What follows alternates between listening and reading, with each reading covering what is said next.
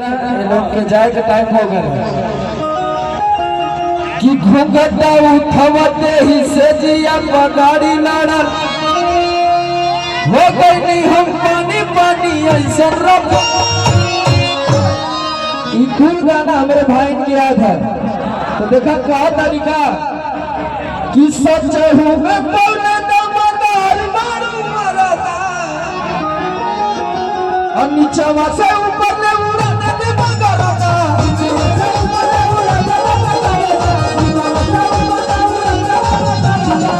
ये देखिए कोमल भैया की तरफ से बल्लभ के लिए आशीर्वाद है। बल्लभ कितना पावरफुल है देखा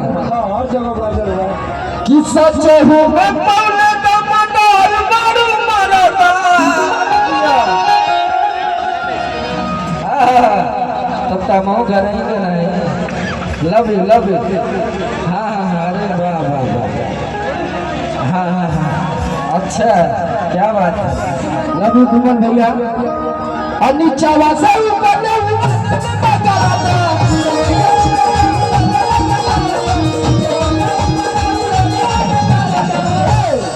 जब धैले अंगवारी मोर पढ़ल बेकरारी लक्सर फसर होने लागल देह साया साड़ी।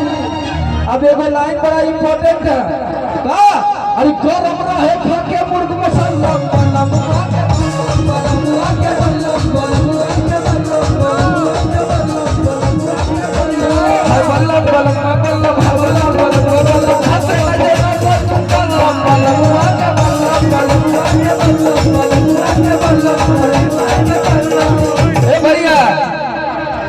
एगो गाना हम गौले रहनी